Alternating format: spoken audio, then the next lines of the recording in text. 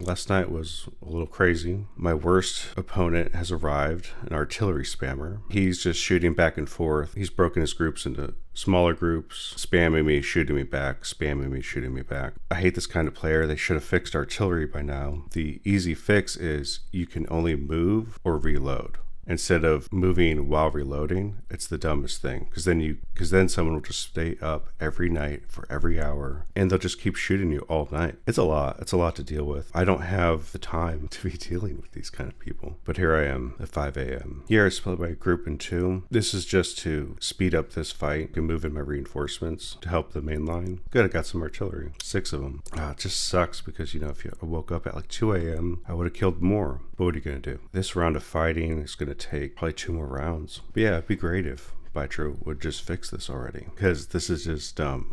So I need to be on like every hour to micro artillery. Abyssinia is great at watching clocks, but he doesn't own a calculator. Now what do I mean by that? My army got in contact with him, and since all his little spammy artillery were so close to each other, they also got in contact. Furthermore, this army, the one with Orhan, was trying to aid the 6 artillery that I'm shooting, and it also got in contact. His whole army is now attacking like a zombie apocalypse. Sure, I didn't get this 17 artillery, but I don't care. Now I got Orhan and I summoned him here. I think it's interesting that it takes 24 hours. I also think it's interesting that he does have 1 star. I think it might have been glitching that there was a 0 star earlier when he had Alan B, who just died, and Orhan. I don't know, that's a digression. But yeah, he mobilizes, it takes 24 hours, which I'm glad. That's an actual good thing with Orhan. Because being day 1, you don't want this guy showing up in the first 5 minutes of the game, like Hank. So I could live with that. He'll show up when the first armored car shows up. I'll play around with Orhan and make a video about him. You may see that video before this match because it's taking so long.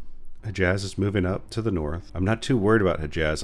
I was debating abandoning my position, but I want to keep infantry here because I don't want him to keep this level 5 fort. I want him to break it down. But I'm moving back, and I'm moving this railgun to Taji, and I'm just slowly making progress. Now I'm trying to build more fighters because he has 3, hoping to outfighter Hejaz in the next coming days just so I can finally just rule the skies. And yeah, this is great. Now he will have 17 artillery and a level 4 fort, but I'm going to have so much more infantry than him. You can see I have 18 here and 11 here. I am done. I'm done with this micro spammer guy. I'm just glad he doesn't understand math because look how much artillery lost. So he's lost 4 here. These 6, 4, 10 artillery here, 14. So he's lost 14 artillery, and I've lost 6. And I didn't stay up all night spamming. So this is good. I can see that he's just officially running now, so I don't blame him. He has so many armored cars. His cavalry and armored cars were all with Allenby. Just not impressed. Not impressed at all. And the AI, this AI in Baghdad, this isn't too bad.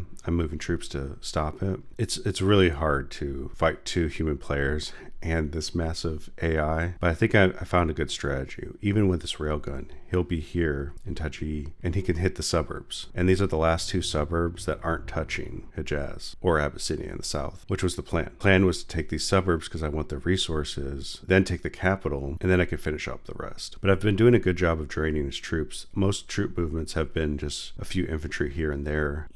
Sometimes you just need to know when you're going to lose. Now I'm here at 0 movement because I didn't want to have my railgun shoot at this AI. So instead, I targeted my attack at Altar. Now this glitch spammer, he did what I thought he was going to do. Well, so what did he do? Well, he moved out of the way, and when you target an attack, instead of moving to a spot that will automatically attack someone randomly in range, you follow the person you're attacking. Now, I wanted to attack this building to take down the morale, units or not. But of course, I can't spend here every hour dealing with that. So eventually, with his railroad, I started to move. Abyssinia doesn't sleep. He turns the railroad off. And now my railgun's stuck. Now that's not the end of the world. That's just one of the many annoying things I have to deal with for the past 10 days. Yeah, I was looking at old footage, and I've been at war with Abyssinia in the same spot for 10 days. I had some good fights, but I was still at war with him. Now, he doesn't sleep. He'll attack when I go to bed. He'll send 1 infantry out. My artillery at night will shoot at. He'll shoot at mine, and then he'll run out of my line of sight.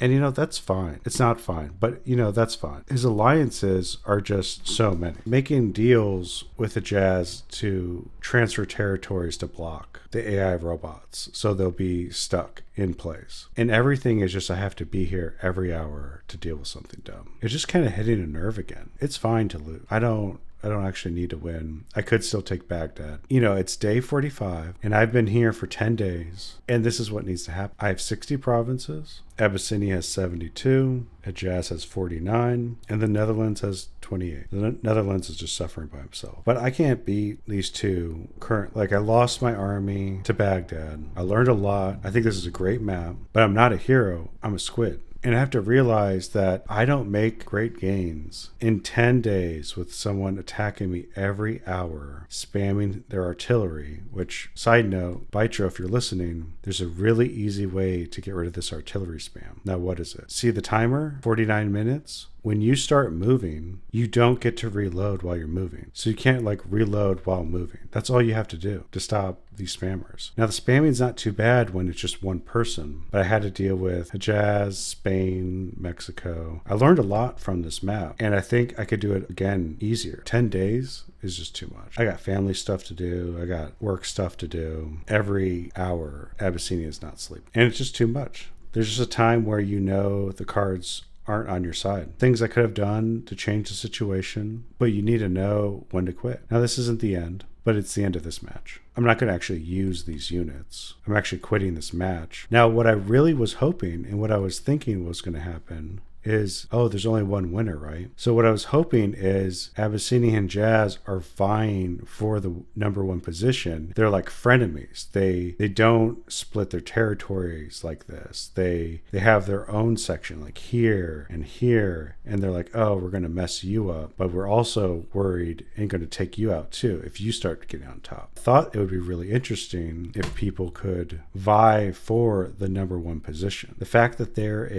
people think there's a second place is a problem with this map. I'm not in second place. There should only be one winner because it's not a coalition map. Your strength versus everyone else's strength. Fight to the end. And yeah, you could have frenemies. What I was hoping for is Abyssinia and Hejaz trying to take me out, but not just admitting to me through diplomacy that Hejaz has no intention of winning.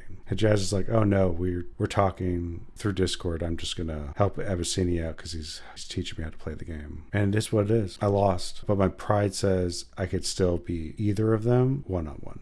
And get off my soapbox. And even though we look at the newspaper, the Ottoman garrison, I killed 1.5 million of them. Baghdad, they killed almost 500,000 of mine. Most of that was during that accident that I wasn't prepared for. I think the next time I play this map, I'll be even more prepared for that. Spain, easy. Abyssinia, I guess we're kind of close. We're only 70k off now. He lost a lot of artillery though. And then Hejaz, just 4,000 to 1,000. I've just been taking out his fighters, his boats. Abyssinia's not really teaching him how to play. I think I learned a lot from this match. Should just go over it right now. Well, 10 days of trench warfare. I can't do that anymore. 2, I have a review video and it explains my journey to Baghdad. I'm not going to go over that. But at Baghdad, I am not going to rush in to the capital. I have to take my time, and railguns are the key. This was really helpful to get those AI troops out. 3, I shouldn't assume people are going to do what I want, which is assume everyone's trying to vie for first place. No, they're actually happy to go to second place, which is really weird. So they will do secret coalitions, which anyone who's been following me knows that's my greatest pet peeve. And 4, I still just can't beat artillery spammers. Now, if you watched my failed Africa invasion video,